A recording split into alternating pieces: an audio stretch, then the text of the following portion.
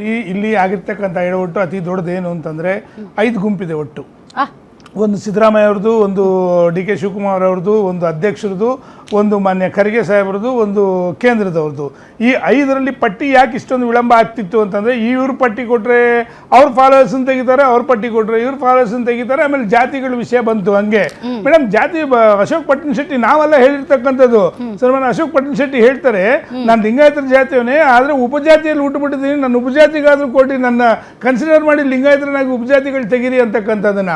ಮತ್ತೆ ಇವ್ರು ಹೇಳಿದ್ರು, ಏನು ಕಾಂಗ್ರೆಸ್ ವಕ್ತಾರರು ಕೆಲವು ಜನ ಮಾತಾಡ್ತಾ ಇರ್ತಾರೆ, ಉತ್ತಮ ಅಂತ ಕ್ಯಾಬಿನೆಟಿಗೆ ಕೊಟ್ಟಿದ್ದೀವಿ ಅಂತ. ಹಾಗಾದರೆ ಈಗ ನೀವು ಕೈ ಬಿಟ್ಟಿರೋರೆಲ್ಲ ಉತ್ತಮರಲ್ಲ ಅಂತ ಅರ್ಥ. ಮತ್ತೊಂದು ಇನ್ನೂ ಒಂದು ವಿಚಾರ ಮುಂದಕ್ಕೆ ಹೋದರೆ, ಪಾಪ ಹೇಳ್ತಿದ್ರು, ಯಾರೋ ನಿನ್ನೆ ರಿಸೈನ್ ಮಾಡಿದ್ರು, ಲೆಟರ್ ವಾಪಸ್ ಕೊಟ್ಟರು ಆಗಲೇ ಅಂತ ಹೇಳಿ. ಬ್ಲ್ಯಾಕ್ ಮೇಲ್ ರಾಜಕಾರಣ ಮಾಡಕ್ಕೆ ಹೊರಟಿದ್ದೀರ ನೀವು ರಾಜ್ಯದಲ್ಲಿ. ಮತ್ತು ನಾಗೇಂದ್ರ ಅವ್ರನ್ನ ಯಾಕೆ ಕೊಟ್ಟರು ಅಂತಕ್ಕಂಥ ಪದೇ ಪದೇ ವಿಷಯ ಬರ್ತಾ ಇದೆಯಲ್ಲ. ನಾಗೇಂದ್ರ ಅವರು ಇವರ ಹೈಕಮಾಂಡ್ಗೆ ಪಬ್ಲಿಕ್ ಆಗಿ ಬ್ಲ್ಯಾಕ್ ಮೇಲ್ ಮಾಡಿದ್ರು. ಏನಂತ, ನೀವೇನಾದರೂ ನನಗೇನಾದರೂ ಸ್ಥಾನಮಾನ ಕೊಡಲಿಲ್ಲ ಅಂತಂದರೆ ಈ ದುಡ್ಡು ಎಲ್ಲಿಗೆ ಹೋಗಿತ್ತು, ಎಲ್ಲಿ ತನಕ ಮುಟ್ಟಿತ್ತು, ನೀವೇನು ಹೇಳಿದ್ರಿ ನನಗೆ ಅಂತಕ್ಕಂಥ ಬಟಾ ಬೈಲ್ ಮಾಡ್ತೀನಿ ಅಂತಕ್ಕಂಥದಕ್ಕೆ ಇವತ್ತು ಅದನ್ನು ಅವ್ರಿಗೆ ಸ್ಥಾನಮಾನ ಕೊಟ್ಟಿರ್ತಕ್ಕಂಥದ್ದು. ಒಂದು ಯಾಕೆ ಬ್ಯಾಂಕಲ್ಲಿ, ಬಾರ್ಗಳಲ್ಲಿ, ಮಹಿಳೆಯರ ಪ್ರಾವಿಷನ್ ಸ್ಟೋರ್ಗಳಿಗೆಲ್ಲ ಕೊಟ್ಬಿಟ್ಟು ಚುನಾವಣೆ ಕೊಟ್ರಲ್ವಾ, ಅದು ಯಾರಿಗೂ ಮೇಡಮ್ ಹಂಗಲ್ಲ ಬರಲ್ಲ. ಇದು ತೆಲಂಗಾಣಗೆ ಹೋಗಿದ್ದು ಬಾರ್ಗಳಿಗೆ ಹೋಯ್ತು ಅಕೌಂಟು ದುಡ್ಡು, ಅಲ್ಲಿಂದ ಪ್ರಾವಿಷನ್ ಸ್ಟೋರ್ಗಳಿಗೆ ಹೋಯ್ತು, ಕೆಲವು ಲೋಕಲ್ ಲೀಡರ್ಗಳಿಗೂ ಅಕೌಂಟ್ಗಳಿಗೆ ಹೋಯ್ತು. ಅದೆಲ್ಲ ಕೂಡ ಚುನಾವಣೆಗೆ ಯಾರು ಚುನಾವಣೆಗೆ ಹೇಳಿದ್ದು? ಹೈಕಮಾಂಡು. ಈ ಕಾರಣದಿಂದ ಯಾವುದೇ ಕಾರಣಕ್ಕೂ ನಿಮ್ಮ ಬಂಡವಾಳ ಆಚೆ ಇಡ್ತೀನಿ, ನೀವು ಹೇಳಲಿಲ್ಲ ಅಂತಕ್ಕಂಥದ್ದಕ್ಕೆ. ಮತ್ತು ಮಾನ್ಯ ವಕ್ತಾರರು ಹೇಳ್ತಿದ್ರು, ಆಡಿಯೋ ಬಗ್ಗೆ ಹೇಳ್ತಾ ಇದ್ರು, ಸರ್ ಒಂದು ಜವಾಬ್ದಾರಿಯುತವಾಗಿ ಮಾತಾಡಿ, ನೀವು ಕೂಡ ಮಿಮಿಕ್ರಿ ಮಾಡ್ತಾರೆ ಅಂತಕ್ಕಂಥ ಒಂದು ರೀತಿ ಸಣ್ಣ ಮಟ್ಟದ ಮಾತು ಮಾತಾಡ್ತಾರೆ. ಹಾಗಾದರೆ ನಿಮ್ಮ ಎಮ್ ಎಲ್ ಎಗಳ ಮಿಮಿಕ್ರಿ ಮಾಡ್ಕೊಂಡು ಕುಂತಾರ? ರಾಜ್ಯದ ಬಗ್ಗೆ ಜವಾಬ್ದಾರಿ ಇಲ್ವಾ ನಿಮಗೆ? ನೆರೆ ಬರ ಬಂದು ರಾಜ್ಯ ಸಂಕಷ್ಟದಲ್ಲಿರೋವಾಗ ಮಿಮಿಕ್ರಿ ಮಾಡ್ಕೊಂಡು ಕೂತ್ಕೊಳ್ಳೋಕ್ಕ ನೀವು ಇದ್ದೀರಾ ರಾಜ್ಯದಲ್ಲಿ? ನೀವು ದಯವಿಟ್ಟು ಜವಾಬ್ದಾರಿಯಿಂದ ಮಾತಾಡಿ. ಯಾವ ಮಹಿಳೆಯರ ಬಗ್ಗೆ ನೀವು ಹೇಳಿದ್ರಿ, ನಾವು ಆಯಿತು ಬೇರೆಯವ್ರ ವಿಷಯ ಬೇಡ, ನಿಮ್ಮ ವಿಚಾರನೆ ಮಾತಾಡೋದು ಎಲ್ಲರಿಗಿಂತ ವಿಭಿನ್ನ ಅಂದ್ರಿ. 5,000 ಕೋಟಿ ಮಹಿಳೆಯರು ಇವತ್ತಿನವರೆಗೂ ನೀವು ಯಾಕೆ ತೋರಿಸಲಿಲ್ಲ? ಸದನದಲ್ಲಿ ಕೇಳಿದ್ದೀವಿ, ಉತ್ತರ ಯಾಕೆ ಕೊಟ್ಟಿಲ್ಲ ನೀವು? ಹಾಗಾದರೆ ನೋಡಿ, ನಿಮಗಿರ್ತಕ್ಕಂಥದ್ದು ಸಮಯ ಕಡಿಮೆ ಇದೆ, ಬಂಡವಾಳ ಹಾಕಿದ್ವಿ, ಬಂಡವಾಳ ತಗೋಬೇಕು, ಯಾರು ಏನಾದರೂ ಮಾಡ್ಕೊಳ್ಳಿ, ನಿಮಗೆ ಅವಶ್ಯಕತೆ ಇಲ್ಲ. ಇವತ್ತು ನಿಮ್ಮ ಎಮ್ ಎಲ್ ಎಗಳೇ ಬಹಿರಂಗವಾಗಿ ಹೇಳ್ತಾ ಇದ್ದಾರೆ ವ್ಯಾಪಾರ ನಡೀತಾ ಇದೆ ಅಂತಕ್ಕಂಥದ್ದು, ನಾವೆಲ್ಲ ಹೇಳಿರ್ತಕ್ಕಂಥದ್ದು. ಅದಕ್ಕೆ ನಾವು ಹೇಳ್ತಾ ಇರ್ತಕ್ಕಂಥದ್ದು, ನೀವು ಏನಾದರೂ ಮಾಡ್ಕೊಳ್ಳಿ, ರಾಜ್ಯದ ಅಭಿವೃದ್ಧಿ ಕುಂಠಿತ ಆಗ್ತಾ ಇರ್ತಕ್ಕಂಥ ಈ ಸಂದರ್ಭದಲ್ಲಿ ನೀವೊಂದು ಬರದ ವಿಷಯದಲ್ಲಿ ನೀವೆಲ್ಲೂ ಹೋಗಿಲ್ಲ. ಕುಡಿಯೋ ನೀರಿನ ವಿಚಾರ, ಕಾವೇರಿ ವಿಚಾರ, ಬಿಡದಿ ವಿಚಾರ, ಪ್ರತಿಯೊಂದು ಅಂಥ ಉತ್ತಮವಾದ ಸರ್ಕಾರ ನಡೆಯುವಂಥ ಸಂದರ್ಭದಲ್ಲೇ ನೀವೇನೇನು ಮಾಡಿದ್ರಿ? ವಾಲ್ಮೀಕಿ ಹಗರಣ ಮಾಡಿದ್ರಿ, ಮೂಢ ವಿಶೇಷ ದಿನ ಮಾಡಿದ್ರಿ, ಮಧ್ಯದಲ್ಲಿ 5,000 ಕೋಟಿ ಮಾಡಿದ್ರಿ. ಮೇಡಮ್ ಒಂದು ಮಾತ್ರ ಸ್ಪಷ್ಟವಾಗಿ ಹೇಳ್ತಾ ಇದ್ದೀನಿ, 2 ಬಿಟ್ಟು 3ನೇದು ಹೇಳಲ್ಲ ನೀವು ಮೇಡಮ್. 2 ಬಿಟ್ಟು 3ನೇ ಹಗರಣ ಹೇಳಲ್ಲ ಅಂದೆ. ಯಾವುದು 3ನೇದು ಹೇಳ್ತಿದ್ದೀನಲ್ಲ, 3ನೇದು ಅಂಥವು 28 ಇದೆ. ಅಂಥವನ್ನೆಲ್ಲ ತಂದಾಗಲೂ ಕೂಡ ಇವರು ಯಾವುದೇ, ಇದು ಒಂದು ರೀತಿ ಬಂಡ ಸರ್ಕಾರ. ಇನ್ನೊಂದು ಮಾತು ಹೇಳ್ತಾ ಇದ್ದೀನಿ, ಇವರಿಗೆ ಸರ್ಕಾರ ನಡೆಸೋದಕ್ಕೆ ಶಕ್ತಿ ಇಲ್ಲ ಮೇಡಮ್. 5 ದಿವಸಕ್ಕೊಂದು 5 ದಿನ ಹೆಂಗಾದರೂ ಪಾಸ್ ಆಗಬೇಕು. ಮೂಢ ತಂದು ಯಾವುದು ಬಿಡದಿ ತಂದರು, ಒಂದು 10 ದಿನ ಪಾಸ್ ಮಾಡಿದ್ರು. 2 ತಿಂಗಳು 3 ದಿನ ಎಕ್ಸ್ಟ್ರಾ ಆಗಿದೆ ಮೇಡಮ್. ಇವತ್ತು ಹೊಸ 2.0 ಬಂದು ಆಯ್ತು, 2 ತಿಂಗಳು ಆಗೋಯ್ತು. ಏನು ಮಾಡಿದ್ರಿ?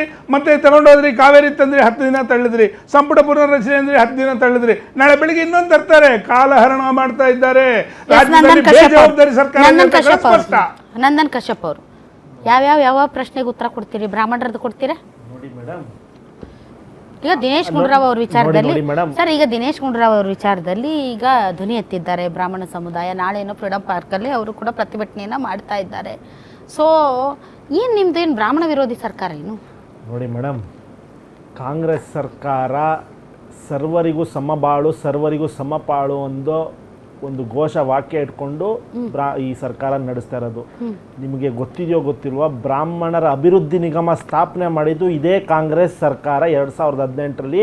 ಇದೇ ದಿನೇಶ್ ಗುಂಡೂರಾವ್, ಇದೇ ದೇಶಪಾಂಡೆ ಅವರು, ಇದೇ ಸಿದ್ದರಾಮಯ್ಯನವರು, ಡಿ ಕೆ ಶಿವಕುಮಾರ್ ಸೇರಿಕೊಂಡು ಬ್ರಾಹ್ಮಣರಿಗೋಸ್ಕರ ಒಂದು ಅಭಿವೃದ್ಧಿ ನಿಗಮ ಸ್ಥಾಪನೆ ಮಾಡಬೇಕು ಅಂತ ಒಂದು ಅಭಿವೃದ್ಧಿ ನಿಗಮ ಸ್ಥಾಪನೆ ಮಾಡಿ ಇವತ್ತು 1,500 ಜನಕ್ಕೆ ರಾಜ್ಯಾದ್ಯಂತ ಒಂದು ಸಾಲ ಮತ್ತಿತರ ಯೋಜನೆಗಳು ಚಾಲನೆ ನೀಡಿದ್ದೀವಿ ಮೇಡಮ್. ದಿನೇಶ್ ಗುಂಡೂರಾವ್ ಬ್ರಾಹ್ಮಣ ಸಮುದಾಯದವರು ಇವತ್ತು ಅವ್ರನ್ನ ಬ್ಯಾಕಪ್ ಮಾಡ್ತಾ ಇದ್ದಾರೆ. ಐ ವಾಂಟೆಡ್ ಟು ನೋ ಯಾಕೆ ಅಂತಂದ್ರೆ ಅವರು ಒಂದು ಸ್ವಲ್ಪ ಜಾತ್ಯತೀತ ಅನ್ನೋ ತರದಲ್ಲಿ ತೋರಿಸ್ಕೊಳ್ತಾರೆ. ಅದರ್ವೈಸ್ ಆಲ್ಸೋ ಅವರು ತಮ್ಮದೇ ಸಮುದಾಯದ ಶ್ರೇಯೋಭಿವೃದ್ಧಿಗೆ ಶ್ರಮಿಸಿದ್ದಾರ ಅದು ಗೊತ್ತಿಲ್ಲ ಜನರಿಗೆ. ನೋಡಿ ಮೇಡಮ್, ಇವತ್ತು ನಿಮಗೆ ಅವರು ತುಂಬ ಮಾಡಿದ್ದಾರೆ ಮೇಡಮ್. ದಿನೇಶ್ ಗುಂಡೂರಾವ್ ಅವರು ಪರ್ಸ್ನಲಿ ಹೇಳಬೇಕು ಅಂದರೆ ನಮ್ಮ ಸಮುದಾಯಕ್ಕೆ, ನಮ್ಮ ಬ್ರಾಹ್ಮಣ ಸಮುದಾಯಕ್ಕೆ ತುಂಬ ಮಾಡಿದ್ದಾರೆ. ಅವರ ಒಂದು ಪಾಂಡವಪುರದಲ್ಲಿ ಒಂದು ದೇವಸ್ಥಾನ ಇದೆ ಕುಂತಿ ಬೆಟ್ಟದಲ್ಲಿ. ಆ ದೇವಸ್ಥಾನದ ಜೀರ್ಣೋದ್ಧಾರಕ್ಕೆ ದೊಡ್ಡ ಹಣ ವಿನಿಯೋಗಿಸಿದ್ದಾರೆ. ಅದನ್ನು ನಾನು ಹೇಳೋದು ಅವಶ್ಯಕತೆ ಇಲ್ಲ. ಬಿ ಜೆ ಪಿ ಸರ್ಕಾರ ಅವಧಿಯಲ್ಲಿ ಹಿಂದೂ ಪರ ಅಂತಾರಲ್ಲ ಮೇಡಮ್, ನಮ್ಮ ಶೃಂಗೇರಿ ಮಠದ ಕೆಲಸ ಅರ್ಧಕ್ಕೆ ನಿಂತಿತ್ತು ಮೇಡಮ್. ಮುಂದೆ ನಿಂತು ಇದೇ ನಮ್ಮ ದಿನೇಶ್ ಗುಂಡೂರಾವ್ ಸಾಹೇಬರು ಆ ಕೆಲಸವನ್ನು ಮುಗಿಸ್ಕೊಟ್ರು. ಅವರ ಬದ್ಧತೆ ಅದು. ಯಾಕಂದರೆ ಅವರು ಏನೂ ತೋರ್ಪಡಿಸ್ಕೊಳ್ಳಲ್ಲ ದಿನೇಶ್ ಗುಂಡೂರಾವ್ ಸಾಹೇಬರು. ಇವತ್ತು ದೇಶಪಾಂಡೆ ಅವ್ರದ್ದು ಹೇಳೋಣ ಮೇಡಮ್, 9 ಬಾರಿ ಶಾಸಕರಾಗಿದ್ದಾರೆ. ಇವತ್ತು ಬಿಡದಿಯಲ್ಲಿ ಟೊಯೋಟೋ ಅನ್ನೋ ಒಂದು ದೊಡ್ಡ ಸಂಸ್ಥೆ ಬರೋಕ್ಕೆ ಕಾರಣ ಯಾರು? ಕೈಗಾರಿಕಾ ಸಚಿವರಾಗಿದ್ದಾಗ ಇದೇ ದೇಶಪಾಂಡೆ ಅವರು. ಇವತ್ತು EV ಪಾಲಿಸಿ ದೇಶಾದ್ಯಂತ ಎಲೆಕ್ಟ್ರಿಕ್ ಮೋಟಾರ್ ಬೈಕ್ ಇದು ಸ್ಟಾರ್ಟ್ ಆಗೋಕ್ಕೆ 2016ರಲ್ಲಿ ಅವರ ಆಲೋಚನೆ ಮೇಡಮ್. ಇದು ನಮ್ಮ ಬ್ರಾಹ್ಮಣರ ಕೊಡುಗೆ ಮೇಡಮ್. ಬ್ರಾಹ್ಮಣರ ಒಂದಿಗೆ ನವ ಕರ್ನಾಟಕ ನಿರ್ಮಾಣ ಮಾಡಬೇಕು ಅಂತ ಬ್ರಾಹ್ಮಣ ಸಮುದಾಯ ಆಗ್ರಹ ಮಾಡ್ತಿದೆ. ಅದಕ್ಕೆ ಒಂದು ನಿಮಿಷ ಪ್ಲೀಸ್ ದಯವಿಟ್ಟು ನೀವು ಕೂಡ ಇವತ್ತು ಪ್ರೊಟೆಸ್ಟ್ ಮಾಡಿದ್ದೀರಾ,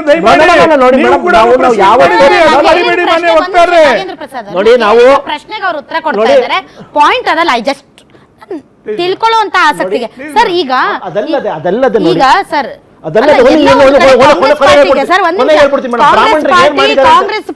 ಕಾಂಗ್ರೆಸ್ ಪಾರ್ಟಿ ಅಹಿಂದ ಮತ್ತು ಕೆಳವರ್ಗದ ಅವರು ಮೇಲ್ವರ್ಗದ ವಿರೋಧಿಗಳು, ಬ್ರಾಹ್ಮಣ ವಿರೋಧಿಗಳು, ಆ ಥರದ ಮೈಂಡ್ ಸೆಟ್ ಇದೆ ಸರ್. ಅದಕ್ಕೆ ಕೊನೆಯದೊಂದು ಹೇಳ್ಬಿಡ್ತೀನಿ ಮೇಡಮ್. ಇವತ್ತು ತಸ್ತಿಕ್ದು ಎಷ್ಟು ಅಮೌಂಟ್ ಇತ್ತು ಗೊತ್ತಾ? ಬರೀ 50,000 ರೂಪಾಯಿ ಇತ್ತು ತಸ್ತಿಕ್ ವಿಚಾರವಾಗಿ. ಇದೇ ನಮ್ಮ ದಿನೇಶ್ ಗುಂಡೂರಾವ್ ಸಾಹೇಬರು ಸಿದ್ದರಾಮಯ್ಯನವ್ರಿಗೆ ಹೇಳಿ 58,000 ರೂಪಾಯಿಗೆ ತಂದು ನಿಲ್ಸ್ಯಾರ ಮೇಡಮ್. ಡಬಲ್ ಮಾಡಿಸಿದ್ರು. ಅದಲ್ಲದೆ ದೇವಸ್ಥಾನದ ಖರ್ಚುಗಳಿಗೆ ಸರಿ ಏನ್ ಇವಾಗ ಅವ್ರು ಕೊಡ್ಬೇಕಾ ಕೊಡಬಾರ್ದಾ? ಸಮುದಾಯ ಅವ್ರು ಕೇಳ್ತಾ ಇದೆ, ಪ್ರಾತಿನಿಧ್ಯ ಬೇಕು. ಯಾಕಂದ್ರೆ ಸರ್ವರಿಗೂ ಸಮಬಾಳು ಅಂತ ಘೋಷ ನೋಡಿ. ಮುಂದಿನ ದಿನಗಳಲ್ಲಿ ಕಾಂಗ್ರೆಸ್ ಪಕ್ಷ ತೀರ್ಮಾನ ತಗೊಳುತ್ತೆ.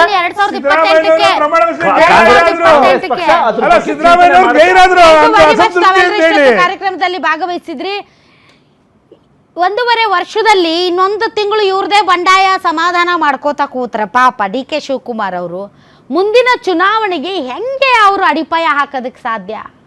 ಈಗಾಗಲೇ ಬರ ಮತ್ತು ಇನ್ನೊಂದು ಕಡೆ ಪ್ರವಾಹದಂತಹ ಪರಿಸ್ಥಿತಿ. ಸಚಿವರುಗಳನ್ನು ಆಯಾ ಜಿಲ್ಲೆಗಳಿಗೆ ಕಳಿಸಿ ಆಗೋಗಿದೆ. ಬಟ್ ಮುಖ್ಯಮಂತ್ರಿಗಳಾಗಿ ಅವರು ಇಲ್ಲೇ ಕೂತ್ಕೊಂಡು ಅವ್ರಿವ್ರ ಮನೆಗೆ ಓಡಾಡಿ ಎಲ್ಲರನ್ನೂ ಸಮಾಧಾನ ಮಾಡ್ತಾ ಇದ್ರೆ ಆಡಳಿತ ಯಂತ್ರ ಎಲ್ಲೋ ಒಂದು ಕಡೆ ಸ್ಲೋ ಡೌನ್ ಆಗುವಂಥ ಚಾನ್ಸಸ್ ಇದೆ. ಪಾಪ ಸುರ್ಜೇವಾಲಾ ಅವ್ರು ಬಂದಿದ್ದಾರೆ, ಯಾಕೆಂದರೆ ಅವರೇ ಮಾಡಿದ್ದಲ್ವ ಎಡವಟ್ಟು, ಅವ್ರು ಸರಿ ಮಾಡ್ತಾರೆ ಅಂತ ಅನಿಸುತ್ತೆ. ಜಾಸ್ತಿ DK ಶಿವಕುಮಾರ್ ಅವ್ರು ತಲೆ ಕೆಡಿಸ್ಕೊಳ್ದೆ ಆಗಬೇಕಾಗಿರೋ ಕೆಲಸಗಳನ್ನು ಮಾಡಿದರೆ ಬೆಟರ್ ಅಂತ ಅನಿಸುತ್ತೆ. ಯಾಕಂದರೆ ಸುರ್ಜೇವಾಲಾ ಅವರೆಲ್ಲ ಸರಿ ಮಾಡಿಬಿಡ್ತಾರೆ. ಈ ಹಿಂದೇನು 1-to-1 ಮೀಟಿಂಗ್ ಮಾಡಿದ್ರು, ಈಗಲೂ ಕೂಡ ಸುರ್ಜೇವಾಲಾ ಅವರು ಬಂದುಬಿಟ್ಟು ರಾಜ್ಯದಲ್ಲಿ ಎದ್ದಿರುವಂಥ ಅಸಮಾಧಾನವನ್ನೆಲ್ಲ ಶಮನ ಮಾಡ್ತಾರೆ. ರಿಲ್ಯಾಕ್ಸ್ ಆಗಿ DK ಶಿವಕುಮಾರ್ ಅವರು ಆಡಳಿತದತ್ತ ಗಮನ ಹರಿಸೋದು ಬೆಟರ್ ಅಂತ ಅನಿಸುತ್ತೆ.